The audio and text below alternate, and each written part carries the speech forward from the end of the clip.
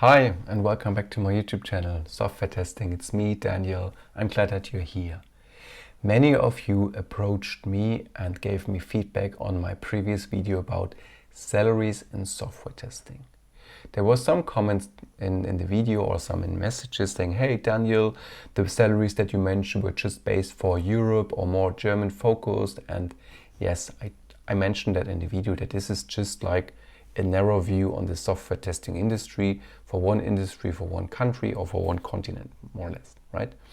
And many of you asked me like, hey, I would like to work in a remote situation, and how are salaries in that situation? And that's why we're here today talking about remote salaries in software testing. And I would like to share some of my thoughts with you, what I think is really important when it comes to remote salaries. So let's dive into the topic right now. So, as I mentioned in my previous video, so in case you haven't seen it, make sure to check this one out. There are a little bit of duplications over here, but this is just a tiny bit. Salary is a complex topic. Yeah, the salaries depend on many factors. I mentioned it in my previous video, and doesn't make any difference if it's like an on-site job, a hybrid job, or a complete remote job. Salaries are complex and they depend on many factors, like skills. What are the skills that you have? Do you have the right skills, or do you would like to grow in the new career, in the new job, in that direction skills? Your education is important. Some companies are more strict when it comes to education. They would like to have like a computer science degree, for example. Some are less, more like, no, I don't care. As long as you can get the job done, we don't care what kind of education you have. So it really depends. It depends on your personality, so your attitude, your mindset, how you sell yourself in an interview, for example. Are you more like an introvert, shy? Don't you know what I mean? Like really this kind of person, or like an open-minded, like, hey, here I am. How can I help you? And this kind of personality. Then, of course, the industry. Is it more like insurance industry, automotive industry, online retail industry? It really depends on the industry that you would like to work in. The country is important, and we come to that in a little second. The company and the company size. The bigger the company, in most cases, the bigger the salaries are. Smaller startups, they are on a tight budget, so you can expect like I don't know, 6-figure salaries or something. So this should also be something that you have to keep in mind. And salaries also get treated differently. Yes, sometimes they're confidential. You're not allowed to talk about your salary in the company, inside or outside. Some companies have transparent salaries, so you know already upfront what to expect in that position. Some companies even put the salary ranges on the job offer or on the job ad. And that's really cool, I would say, because then you know already, okay, I can expect that salary. Is this something that I would like to change my current job, or is this something that I can step up to? So that's helpful. So the idea of that video is basically to give you an overview of the software testing salaries in that video with a more remote focus. Yeah, so that's important. So roles and salaries expectations. I put now the European, like I don't know which direction I'm showing now, the European and Germany flag, because this is the slide I got some feedback on. So I would like to share some of my insights here. So technical roles are more in demand. That's for sure, and I think that's similar way also for remote jobs. Before I've done that video, I did some research online. I was checking like job boards and testing boards where people were looking for software testers, and the majority of them were more technical skills demanded. Yeah, so like software engineer test automation engineer, and so forth. So there was always something with automation in place. Yeah. And the job level, of course, have also a high impact on your salary. I mean, if you're a starter, fresh out of university, or you're entry-level junior, your salary is different compared to a mid-level test engineer, a senior-level software test engineer, or a team lead, or even a head of software testing. Yeah, so it differs. Also, in brackets, the years are completely different in other companies. In some companies, you can become a senior in 2 years. Some companies, it takes 10 years. So they have different career steps, career levels. So this really, really depends on the company size, the structure, and how they take the salary topic serious or not, and how they care about people. So that's also important, yeah. And again, note levels differ from company to company, what I just mentioned, yeah. So If you would like to know the salaries that you can expect within Germany that I did some research on, check my video on salaries and software testing to find out what I was sharing there in terms of salary ranges. Because right now, I would like to focus on remote salaries. And I put a little earth on top of the slide to just give you an idea like, okay, we're now talking remote. So remote salaries depend on many different factors again, and I would like to highlight them. And this is my opinion, my research that I've done. First of all, the labor markets. So really, what is the labor market in the city or the country that you're living? Can you expect high salaries, low salaries? Because companies who would like to hire remote people, let's say the company is a US-based company and they would like to hire in Germany or Spain or, I don't know, Portugal or Italy or other countries in this world, they are doing their research and they are checking labor markets, and they are not stupid, right? They're checking like what is the average or like the mid-range or like the top range salaries for software testers in, let's say, Germany. And they're checking this one. They're doing their research. I mean, they don't want to spend more money on a job because that's why they would like to check for remote people in maybe not so strong labor markets. Let's phrase it like that, right? So they're checking this one. Yeah, they're checking also the labor laws. So what's going on in that areas in terms of laws, restrictions, hire and fire mentality, also something that you have to keep in mind. Yeah, so for example, I'm based in Germany and we have really strict and high labor laws. So in case you are employed and you pass the probation period, it's really hard for employers to get you out of the job. It's not the same way in the US, for example, where you have this hire and fire mentality, so you can just get fired the next day. This is not possible. So this is also something that you have to take into account. Then, of course, the cost of living is also important to keep in mind. Yeah, if you live in a country or in a city where cost of living, or you're living in a countryside where it's much cheaper to live than in big cities, for example. This is also something that you have to take in mind. And there are some companies, I know that, I think it's GitLab and Basecamp, they have like such a salary calculator, and you can put in like regions, countries where you're living, and they have like a salary factor. So in case you're living in a big city, the factor is much higher compared to like countryside, for example, to keep the salaries fair. And that's, I think, is the right way to do. Then, of course, the office versus no office situation. So is the company hiring really remote, like they don't have an office? Or is there an office that you can go to? This can also change the salaries. The industry, same thing as I mentioned before. Industry has a high impact on the salaries. The skill set, again, is the same thing. And yeah, that's what I wanted to say here. So really, the main factors before we come to the next slide, sorry for just jumping forward, is the labor markets and labor laws. This is something where companies really look into before they start hiring people. Yeah, I mean, I'm talking to many people in the industry, and many are telling me like, hey, I'm going to work for a remote company in the US soon because they pay so much in high salaries. I think that's wrong. So if, for example, if you go to that sites, for example, like Glassdoor, Levels, FYI, LinkedIn, or Salary.com, and you check especially if you go to Levels, FYI, and you check the salaries for, let's say, the United States, for San Francisco, the Bay Area and stuff, they're crazy high salaries. I mean, if you can check there, like entry-level salaries start with 6 figures. But if we go back and check the cost of living, it's also really expensive to live there, for example, right? So you have to have a higher salary. And if people in lower labor markets or lower countries with lower cost of living, some of the people, they have the attitude to saying like, oh, it's really cheap where I live. Now I go to a US company, work for them remotely, and I'm getting rich.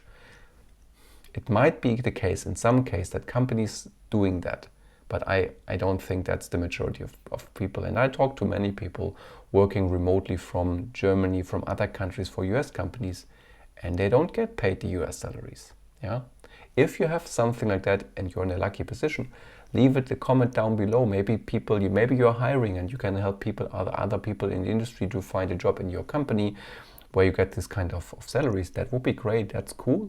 But I think then you're in a lucky position, because I know that companies, they do their research, and there are a lot of companies, even from Europe, that do nearshoring in other countries, in lower, let's say lower labor market countries where cost of living is cheaper to get, that's a stupid word, cheaper people, right? So where they can find experts, but they can sell or like pay lower salaries compared to, let's say, Germany or US. Yeah, companies are not stupid. They also would like to save money. So that's why you should always keep that in mind. And I mentioned it before, like where to check for salaries. It's the mentioned websites that I put over here, like Glassdoor, Levels, FY, LinkedIn, the job portals in your country, in your market. Check it. And the important thing is you have to know your brand and your expectations. Yeah, check what's the average salary in your country for your job position. If you know that, and if you talk to people and share the salaries with them, you know what you can expect from, let's say, industry X, company Z, or country Y. Yeah, and then you can find the right spot, what you can do. And maybe if you are not happy with your current salary, even in a remote on-site situation, maybe relocation is something that you can consider. Yeah, maybe that's something. Maybe you move to another country. Maybe you move to another city. So it's some personal decisions you also have to take into account. Yeah, and so how companies handle salaries, I mentioned that already. Like salaries are hard to compare between companies, industries, countries, regions, and whatnot. I mentioned it a couple of times. Yeah, remote companies have good practice in place. I mentioned it already. So some work with the work location, the cost of living to define the salaries, and then the salaries differ from location to location for the same role. I mentioned GitLab and Basecamp. I'm not sure if I put them over here. So they do like that. They have like a salary calculator, and that's really cool. Some companies have salary transparency. That's also cool. So Buffer is a great example here, for example. So you do your research on Buffer. Some companies use a salary calculator. I mentioned it. Now we have it over here, GitLab, and also Basecamp is doing that. So they have a calculator, and also other companies have that to pay fair salaries. And that's the good thing, because nobody would like to work in a company, at least not from my perspective, if the main concern or the main arguments always in a company is like salaries and they're not fair. If you notice that you have doing a job, let's say the same job like your colleague, but your colleague gets paid 20, 30 or 40% more, you're unhappy. And something is that's doing something with the company. And I'm a big fan of having salary transparency in a company and to know what you can expect. Yeah. And and some companies write down the salary ranges already in the job offer. I mentioned it before. That's really cool. That's the way to go. I hope that this is coming in the future, that all companies provide that information, so you don't waste too much time in applying for that position that you might think is the right next step for you, but just to find out that they pay less than you currently make in your job, and that's not good. And some companies, they have strict salary rules, so you're not allowed to talk about your salaries. That's also sad but true. Yeah, but you have to handle this in your way. It's part. If this is in your contract, you have to be silent on your salaries.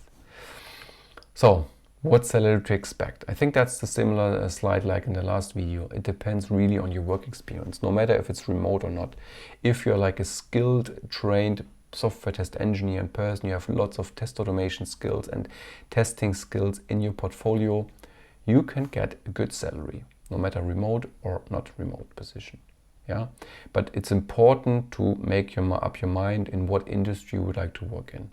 Is there something that you would like to work in, or you don't quite like to work in? Reflect on yourself, reflect on your working habits, on the things that you would like to do. This will help you to guide you in that direction. Again, the country you're living, I mentioned now several times in that remote setup. Then of course, remote work, hybrid or on-site is an effect to salary. I mentioned it before as well. And then of course, it's also up to your negotiation skills, because many companies negotiate on the salaries. And we all usually aim a bit higher than we have before. And then you have to find the right spot for you in what's working for you or not. Yeah. So, and how to increase the salary? It's also something that maybe you ask yourself. I mean, first of all, yes, the first option is to switch roles in companies for a pay raise. Yeah, not too many companies give like 10 or 20% raises to get in case you get promoted inside the company. It's usually not the case. So you have to switch roles. Might be good, might be bad. Has also some drawbacks. Yeah, changing too often has negative impact on your CV. That's a drawback, I think. But the most important asset that you have in your mind and in control is invest in your education. If you're getting better, you learn new skills, you improve your skills. You can also ask for more money. Yeah. So learn new skills, learn languages, check what is needed to land your next job. That's important. And then connect with the community to build a professional network. That's important, right? I mean, have a good professional network is always helpful. It helped me a couple of times already. It opened me many doors already in my career. So that's cool. And last but not least, build up your own social brand. I also made a video on that. I think it's called Share Your Online Portfolio or something. Build your own brand.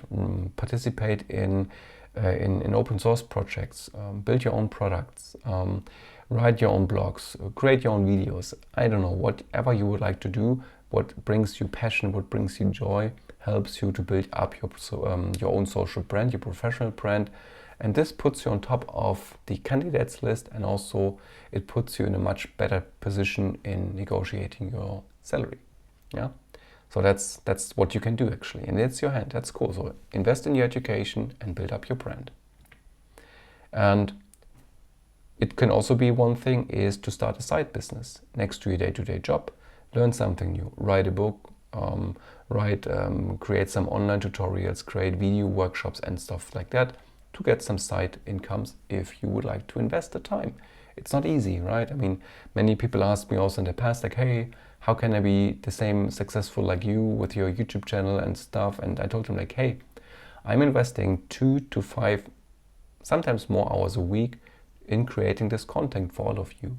And in during that time, I'm not watching any movies or any series. I'm investing the time to do something that I really like creating content and share the content with you.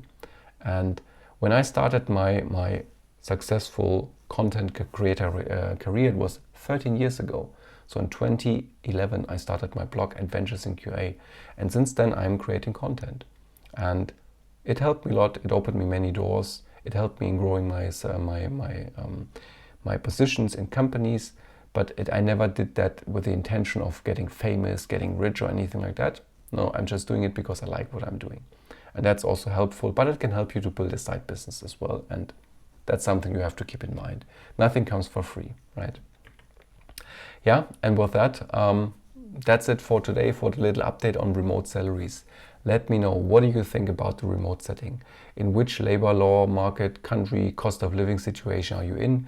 Have you seen similar things, like you would like to work for US companies who pay big salaries, but you're living, I don't know, somewhere in Europe and it's the cost of living is cheaper? Let me know in the comments below. I'd love to hear your story, and I think also the community loves to hear the story as well. And again, thanks for coming by today. Like it, share it and subscribe it to support me. Thanks for coming by and see you next time. Ciao.